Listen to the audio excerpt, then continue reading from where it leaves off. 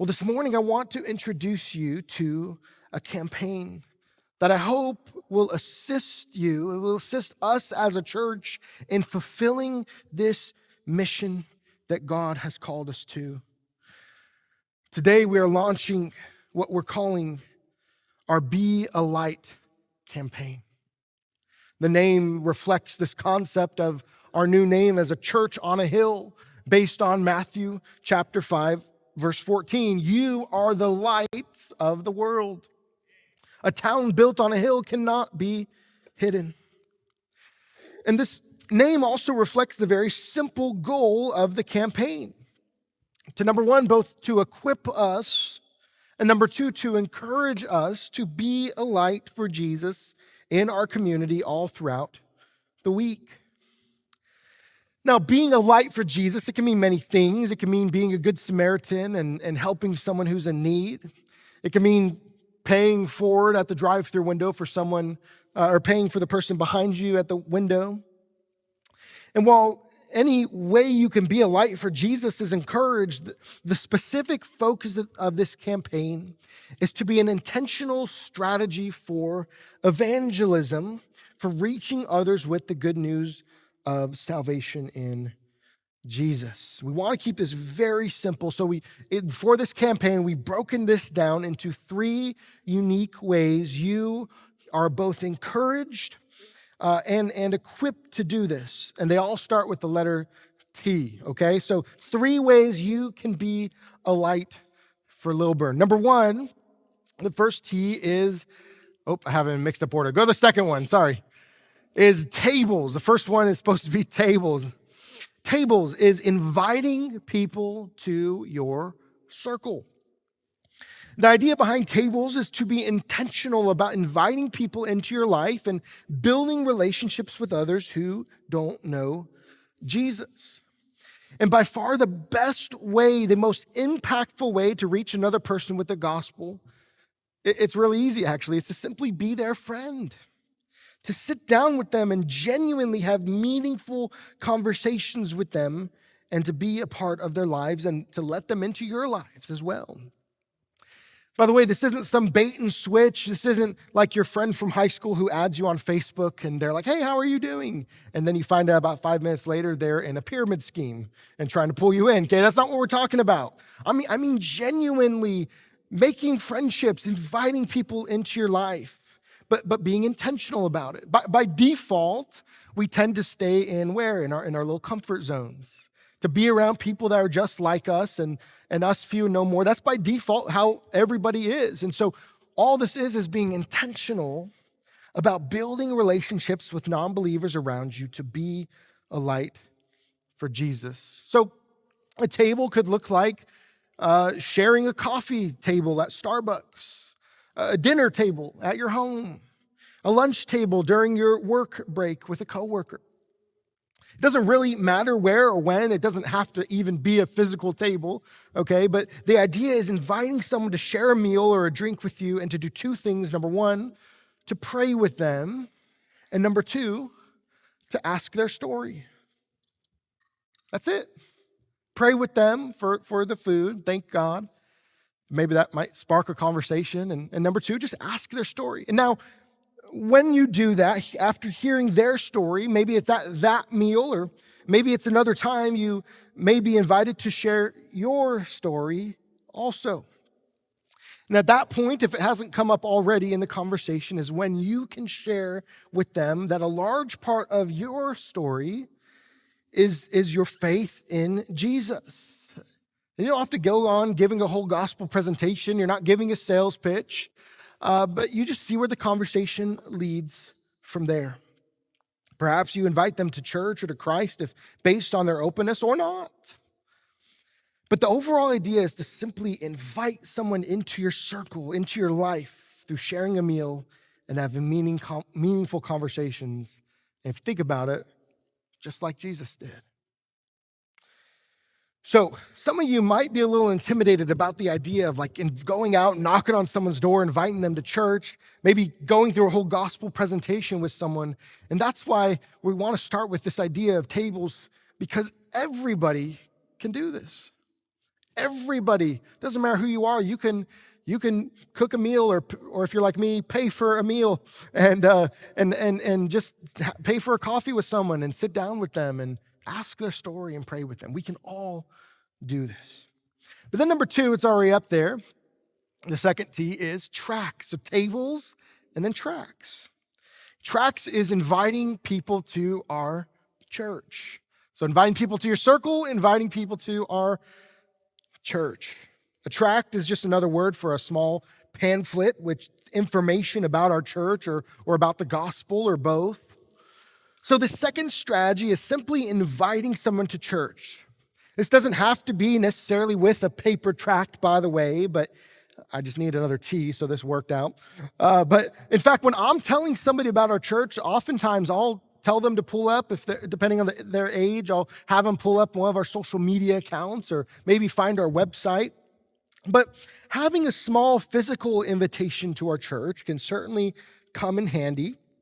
And we have actually just created, some of you might have seen them out there earlier, we've just created some new invite cards with Church on a Hill right on there for you to be able to hand out and invite people to our church. We have a little poster out there with a rack with tracts in there, invite cards, and we also have a bunch of them out on this back table right in the middle of our worship center and little stacks for you to grab. So make sure before you leave, every one of you, if you're a member here, grab one of those stacks and take some with you as you leave. So what does this look like? This could look like you having a meal with someone at a restaurant, and then after you leave a good tip, I should say. It could be in leaving a tract, leaving an invite card with your waitress or your waiter, and just simply inviting them to church. You don't have to say much. I mean, you can leave it on the card if you leave it on the bill if you want to. This could look like giving an invite card to your new neighbor who just moved in and telling them you'd love for them to come sit with you this Sunday. It could look like going door to door throughout a neighborhood and inviting people to our church, or perhaps even just leaving the tract on the door if you're a little more timid. Now, I should say this. I want to be careful here. We want to avoid littering with tracts, okay? For example, I do not recommend you men leaving a tract on the top of the urinal in the restaurant for the person after you to find. I have seen this happen. And this just creates more of a mess for other people to clean up later, and they end up on the floor. It makes our church look bad, and more importantly, it makes Jesus look bad. So the main use for tracts would be to give a personal invite, whether it be to someone you know or to a complete stranger, but the idea is a personal invite to our church. Now notice once again, this is a really simple task. Once again, this is something that every one of us can do. It doesn't have to necessarily be a day where you dedicate yourself to go out and pass out invitations to our church, but this is something you can do everywhere and anywhere you go. When you go to the restaurant, when you go into the gym and work out, and as you meet people, as you talk to people. This isn't something you have to know Greek or Hebrew for. You don't have to have any Bible verses memorized to do this. You're just simply inviting people to church. Now, some of you are a little more bold in your evangelism. Some of you feel a little more equipped, like, hey, I want to do more than just that, and that's great. And this is where our third strategy comes in, and that is talks. Talks. So we have tables, we have tracts, and number 3, we have talks. Talks is inviting people to the cross, or you could say Christ, whichever C you prefer there. By talk, I mean to have an actual gospel conversation with somebody, where now you're going beyond just inviting them to church, but to Christ. This doesn't have to look like any one certain way. There could be multiple contexts for a gospel conversation. It could be at a table as you're inviting someone to a meal with you, and it comes up in conversation, and you have a gospel conversation there.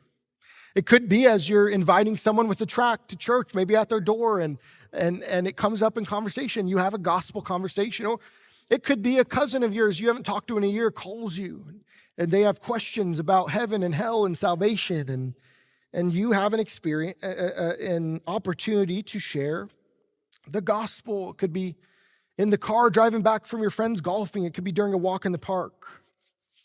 The only thing a gospel conversation must involve is that the gospel is shared. That's it. The gospel must be shared. And so now some of you may not be ready for this. Some of you are like, hey, those first two I can do. This one might be a little advanced for me, and that's okay. That's part of the reason why we have these three different strategies for you to use. But with that being said, my goal, my hope is that every single one of you in this room will become equipped to be able to have gospel conversations. And because of that, what we're going to be doing the next 5 weeks in this sermon series is specifically to help you with exactly that. So this week we have those new tracts, those new invite cards for our church out in the back for you to grab, and I hope every one of you will grab some. But then next Sunday, the sermon is going to be very different. Normally, I'll preach through a text exegetically, and it's going to be very different. In fact, the next few weeks is going to be different. We're actually going to hand out next week to you a gospel tract, something a little more thick, a few more pages than just that one invite card. It'll be a little bigger. And this is a tract that I've written myself, that Matt Ehlen has designed. And we're going to put one in every one of your hands, and we're going to walk through that the next few weeks and specifically show you how you can be equipped to share the gospel effectively with another person and have a gospel conversation. Now, with all of our big renovations coming up, with our church rebrand and all the new signs coming that we're hoping will bring more people in, our official church relaunch celebration and everything else coming up, I hope you understand that none of it will matter unless you and I are out being a light in our community for the gospel. So I want to set a goal for us as a church. We're going to talk about this more in the next few weeks, but I just want to let you know about this goal that we're starting today, that before our official launch of Church on a Hill, which, by the way, we've been saying September 8th, we're actually moving that back for many reasons to September 15th now. So that's going to be September 15th, about 7 weeks away, that we would reach 3 goals for this campaign. I think we should have a slide with some numbers. And you can just put all 3 up there. Here's our goal. 500 tracts, that in the next 7 weeks before that launch, that we as a church would pass out 500 tracts or invite cards to our church to somebody, giving somebody a personal invitation, that we would have 50 tables, and that we would have at least 5 talks or gospel conversations. The reason I chose these numbers is with about the size of our adult membership, if every one of us passes out one invitation to somebody once a week for the next 7 weeks, we will have hit that goal of passing out 500 invitations to this church. And if every one of us, every family in this room will, in the next 7 weeks, have one table time with someone, invite someone over for dinner, have a coffee with someone at lunch, whatever it is, whatever it looks like for you, invite someone who doesn't know Jesus to have a conversation with them and hear their story and pray with them. And then through those opportunities, we're going to pray that the Lord would open up the door for at least 5 gospel conversations to happen over the next 7 weeks. And the goal is that through these are just means to the end. The end would be that people come to church here, to our launch, and hear the gospel and come to Christ and are transformed. Now you might be asking, how are we going to track these goals? We'll pull out the connection card right from the pew in front of you. We should have those offering envelopes. There should be a connection card in the pew in front of you. If every one of you could pull one of those out, every one of you pull out a connection card. And what you will see is, we should have them in the pews. I'm seeing some of you look around. So what you will see is on the very bottom of that connection card it'll say 3 words. It has our 3 words here: tracks, tables, and talks. And then next to each of those words, it has a blank you could fill in. And what I'm going to ask of you over the next 7 weeks is that you would, as you're going throughout the week, you would keep this in mind. You'd be praying for God to give you opportunities. You would grab some invitations, and you would be intentional with us about that word Jesus told us to go. And when you come back here every Sunday, you write down, fill in the blank, whatever it is. Let's say you passed out 3 invitations. You put a 3 next to tracks. Let's say you had 1 gospel conversation, or you had 1 table, you'd put number 1 there. And you just put your name on the top of the card. And we're not going to be tracking individuals who did what, giving out awards. But what we do want to do is we're going to collect those. And each week, we're going to add up the total of where we are at as a church so we can see where we are at for our goals, to see if we reach our goal to encourage each other in this work of evangelism. So finally, I know I'm going long today, but I want to highly encourage the bulk of this to be personal evangelism, where you work, where you play, where you eat. But we're also going to be having a few dates where we will have an opportunity to do some corporate evangelism together. And I think we have some of those dates on the screen. You can go ahead and put those all up. Just before our official launch of Church on a Hill, we're going to have some neighborhood evangelism. And essentially that would look like us going out into the community and going house to house, perhaps doing some new visitation for new move-ins as well, and kind of doing a mix of that. We'll have that on August 31st. We'll do that on Saturday, September 7th as well in the morning. And then on the day before our launch, we're going to have a time of popsicles at the park to inviting folks, giving them a popsicle, but inviting them to our official launch service. Okay, I've talked enough. I've given you guys a lot of information today, and thank you for listening patiently. I want to encourage every one of you to fully join in with us on this campaign, that we would shine brightly as a church on a hill for the kingdom of Christ.